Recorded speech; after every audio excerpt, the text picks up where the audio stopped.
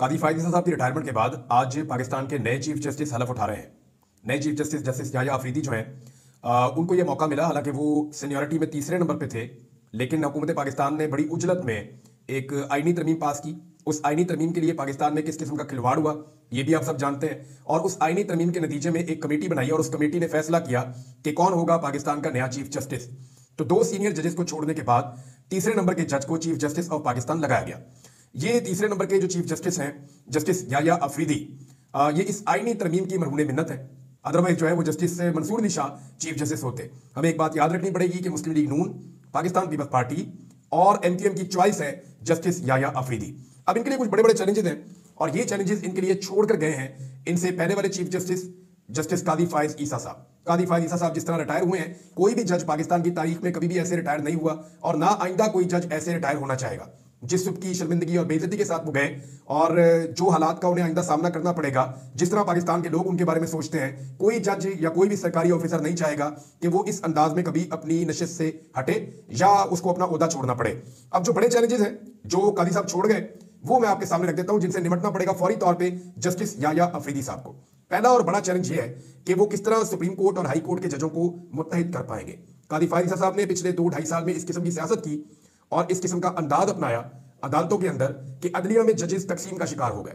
अब उस तकसीम को खत्म करने का वक्त है। क्या जस्टिस याह्या अफरीदी तमाम जजेस को साथ लेकर चल पाएंगे?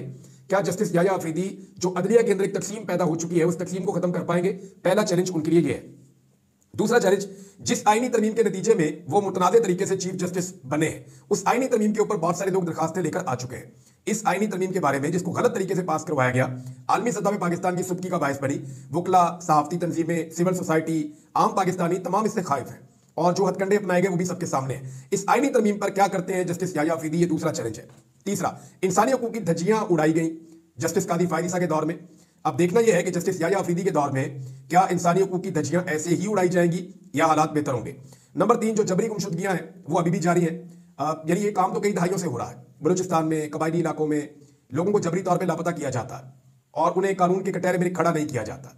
इंसाफ लोग मांगते रहते हैं, वो ये कहते हैं हमें अदालत में पेश करें, हमें मुजरिम साबित करें, लेकिन लोगों को जबरी तौर पर लापता पाकिस्तान में रखा जाता है और ये बड़े लंबे अरसे से सिलसिला चल रहा है। लेकिन अब सियासी वर्कर्स को, सहाफियों को, वकला को, शायरों को, इनको भी अगवा करना शुरू कर दिया गया, हत्ता के खवातीन को भी उठाया गया। तो ये सिलसिला अभी भी जारी है, अभी भी कुछ लोग जो हैं वो लापता हैं और इसमें जस्टिस याह्या अफरीदी की पॉलिसी देखनी पड़ेगी कि वो क्या करते हैं। बड़ा चैलेंज है। नंबर 5, जो धांधली ज़दा इलेक्शन पाकिस्तान में हुआ, क्योंकि 2024 के फरवरी में होने वाला इलेक्शन इस मुल्क की तारीख का सबसे मुतनाज़ इलेक्शन है, जिसमें वादे अक्सरियत के साथ जो लोग जीते उन्हें जाली फॉर्म 47 के ऊपर हरा दिया गया और फॉर्म 47 जाली बनाकर कुछ लोगों के हाथों में थमा दिया गया जिन्हें अवाम ने वोट नहीं डाला था और वो लोग जाकर उस फॉर्म की बुनियाद पर असेंबलियों में बैठ गए। तो जाली असेंबलियां वहां मौजूद हैं। अब ये धांधली वाला एक मुकदमा भी है सुप्रीम कोर्ट ऑफ पाकिस्तान में, तो इस पे जस्टिस याह्या अफरीदी क्या करते हैं, ये भी एक बड़ा चैलेंज है। छठा चैलेंज ये है कि जो ईमानदार जजेस के ट्रिब्यूनल्स बनाए गए थे हाई कोर्ट्स के अंदर, जिन जजेस ने ये देखना था कि फॉर्म 45 वाला जीता है या फॉर्म 47 वाला जीता है, उन्होंने फैसला करना था और धांधली को खत्म करना था। उस मामले में बड़ी ज्यादती हुई है और रिटायर्ड जजों को वहां लगाने की कोशिश की गई है, बल्कि लगाए गए हैं। तो यहां पे जस्टिस याह्या अफरीदी साहब के लिए एक और बड़ा चैलेंज है कि क्या यहां वो इंसाफ कर पाते हैं या नहीं कर पाते। नंबर 7, फौजी अदालतों में सिविलियंस का ट्रायल हो रहा है।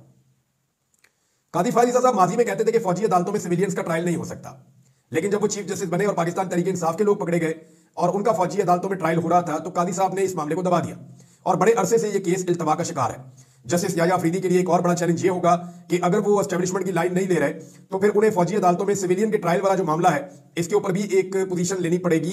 ये भी उनके लिए एक बड़ा चैलेंज है। नंबर 8, इलेक्शन कमीशन की जो बदतरीन जानिबदारी है और वो मखसूस नशिस्तें सुप्रीम कोर्ट ऑफ पाकिस्तान के फुल कोर्ट के फैसले के मुताबिक पाकिस्तान तहरीक इंसाफ को अभी तक नहीं दे रहा। तो इलेक्शन कमीशन ऑफ पाकिस्तान से फैसले पर अमल दरामद करवाना भी एक बड़ा चैलेंज है नए chief justice of Pakistan justice Yahya Afridi के लिए। नंबर 9, 6 जजों का जो खत वाला मामला है वो कहां जाता है। 6 जजेस ने कहा था कि हम बहुत परेशान हैं, हमारे ऊपर जो है वो दबाव डाला जा रहा है पाकिस्तानी एजेंसीज की तरफ से, हमारी स्पेस को हमें रीगेन करना है और उन जजेस ने बड़ा लंबा चौड़ा एक शिकायतों का पूरा पुलंदा लिखा था। कादी फायद ईसा साहब ने इस मसले को दबा दिया था। देखना यह है कि क्या जस्टिस याह्या अफरीदी इन 6 जजेस को और बाकी अदलिया को उसकी स्पेस वापस लेकर देते हैं और इस मामले में कोई एक्शन लेते हैं या नहीं लेते। नंबर 10, शहीद अरशद शरीफ वाला मामला हमारे लिए ये सबसे आम मामला में से एक है कि इस मामले पर जस्टिस कुमरता बंदयाल इंसाफ नहीं दे सके, इस पर जस्टिस कादी फायद ईसा इंसाफ नहीं दे सके, तो क्या इस पर जस्टिस याह्या अफरीदी इंसाफ दे पाएंगे, एक बड़ा सवाल है। नंबर 11, इमरान खान और पाकिस्तान तहरीक इंसाफ को दीवार के साथ लगाने की एक पॉलिसी है और कादी साहब का तो एक जाती बुग्ज दिखाई देता था बल्कि उन्हें सुप्रीम कोर्ट ने मना किया था, पहले से मना कर रखा था कि आपने इमरान खान का या पीटीआई का केस नहीं सुनना, लेकिन वो डेलिबरेटली तमाम केसेस सुनते थे। उनके बेंचेस इस तरह बनाते थे ताकि पाकिस्तान तहरीक इंसाफ को नुकसान हो। तो देखना है कि वो पॉलिसी जारी रहती है या जस्टिस याह्या अफरीदी साहब इंसाफ की फराहमी शुरू करते हैं। नंबर 12, सदारती ऑर्डिनेंस के नतीजे में जो कादी फायज ईसा साहब ने अपनी मर्जी की प्रैक्टिस एंड प्रोसीजर कमेटी बनाई और उसके नतीजे में अपनी मनपसंद का एक बेंच बनाया और 63A के अंदर रिव्यू कर दिया मामला, वहां पे 2 सीनियर तरीन जजेस एतराज कर चुके हैं। ये दोनों जजेस जस्टिस याह्या अफरीदी से सीनियर है। अब क्या justice Yahya Afridi full court को बुलाते हैं, क्योंकि दोनों जजेस ने कहा था कि फुल कोर्ट बुलाएं और इस सदारती ऑर्डिनेंस के ऊपर फैसला जारी करें। देखना यह है कि जस्टिस याह्या अफरीदी अपने सीनियर जजेस की बात मानते हैं या मामला किसी और तरफ जाता है या कादी साहब वाली पॉलिसी को कंटिन्यू करते हैं। नंबर 13, 9 मई का मामला पाकिस्तान तहरीक इंसाफ के लिए बड़ा सीरियस इशू है। ये सियासी जमात बुरी तरह क्रश हुई है 9 मई के बाद। वहां तहरीक इंसाफ ने एक डिमांड कर रखी है कि जुडिशियल कमीशन बनाया जाए, सीसीटीवी फुटेज सामने ली जाए, पूरा इस मामले की इंक्वायरी की जाए, जो जिम्मेदारान है उनको सजा दी जाए। तो इस पे जस्टिस याह्या अफरीदी साहब को देखना होगा कि वो इस पे क्या करते हैं। एक बड़ा चैलेंज ये भी है और इन तमाम चीजों का अंदाजा आपको इस बात से हो जाएगा जब जस्टिस याह्या अफरीदी बेंचेस बनाना शुरू करेंगे। जैसे जैसे वो केसेस के बेंचेस बनाएंगे तो हमें इस बात का आइडिया होना शुरू हो जाएगा कि एक्चुअली वो क्या लाइन ले रहे हैं और किस तरफ मामले को लेकर जा रहे हैं। तो जनाब ये है सारी सूरत हाल, जो बड़े चैलेंजेस हैं जो जस्टिस याह्या अफरीदी के सामने खड़े हैं। तो इसके ऊपर हम बात करते हैं कि अब आ जाए जो कैदियों वाली वैन वाला मामला हुआ, ये बड़ा इंपॉर्टेंट मामला है और इसका जो लब्बे लुबाब है कुछ मैं थोड़ी सी समराइज कर देता हूं आपके सामने, सिचुएशन में रख देता हूं। वह ये था कि जब पाकिस्तान तहरीक इंसाफ के लोग एहतजाज करते इस्लामाबाद आए, खैबर पख्तूनख्वा से और पंजाब से भी, तो सैकड़ों के करीब लोगों को गिरफ्तार कर दिया गया। इसमें जो है खैबर पख्तूनख्वा के कुछ सरकारी मुलाजमीन वो भी गिरफ्तार हो गए, कुछ एमपीएस वगैरह वो भी गिरफ्तार हो गए। तो ये जो लोग गिरफ्तार हुए थे इनके ऊपर पुलिस ने ना एक एक वक्त में अलग अलग पर्चे डाल दिए। इस इलाके का भी कोसार का भी डाल दिया, तो संजानी का भी डाल दिया, तो उधर का भी डाल दिया। जब यह मामला जजेस के सामने आया तो कल जज साहब ने कुछ 82 लोगों को एक साथ डिस्चार्ज कर दिया था। यानी ये वो सारे लोग हैं जिनके ऊपर कोई और मुकदमा पेंडिंग नहीं था। 82 मुकदमात में ये डिस्चार्ज हो गए थे। जो दूसरा मुकदमा पेंडिंग था उसमें इनकी बेल हो चुकी थी, लिहाजा अब इनकी हथकड़ियां खोलनी थी। डिस्चार्ज होने का कानून ये कहता है कि कोई किसी किस्म का आपने जमानती मुचलका जमा नहीं करवाना, कोई और आपने काम नहीं करना। होना सिर्फ उसके अंदर इतना है कि उसी अदालत के अंदर खड़े होकर पुलिस वाले ने आपकी हथकड़ियां खोलनी है और आपने अपने घर चले जाना है। नाउ यू आर फ्री, आप एक आजाद शहरी हैं। लेकिन पुलिस ने बड़ा अजीब काम किया। पुलिस इन लोगों को शायद छोड़ना नहीं चाहती थी या पुलिस को ऑर्डर आए कि इन लोगों को भी नहीं छोड़ना, तंग करना है।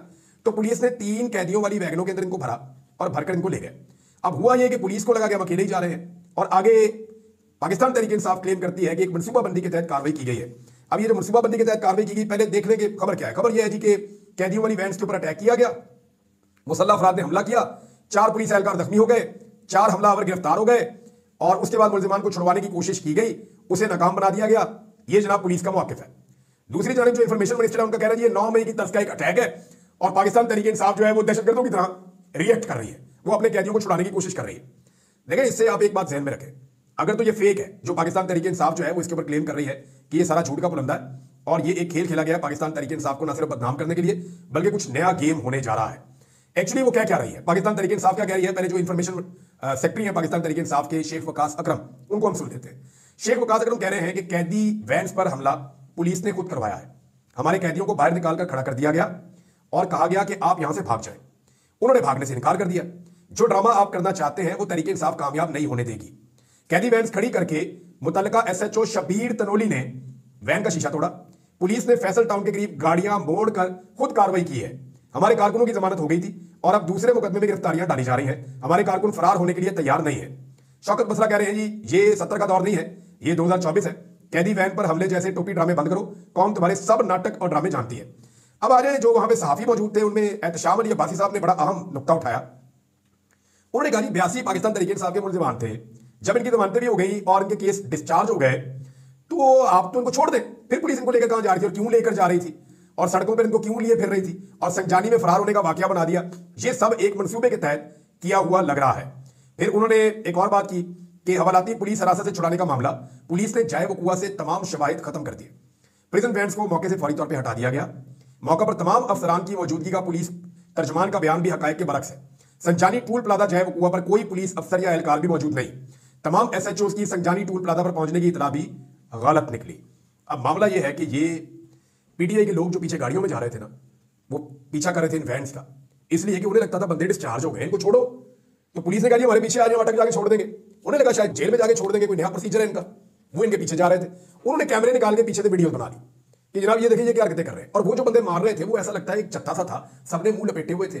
मुझे ऐसा लगा जैसे गुल्लू भट्ट ने नहीं गाड़ियां गुड़ियां तोड़ी थी और पुलिस के साथ मिलकर कार्रवाई डाली थी। मुझे वो गुल्लू भट्ट टाइप का काम लगा। मुझे वो लगा ऐसे कि जैसे ये प्लान के साथ काम किया गया है और मनसूबाबंदी के तहत मजीद मुकदमे बना के पाकिस्तान तरीके इंसाफ के कारकुनों को अंदर रखने का एक जवाब पैदा किया गया है, या उन्हें गिरफ्तार रखने का एक जवाब पैदा किया गया है।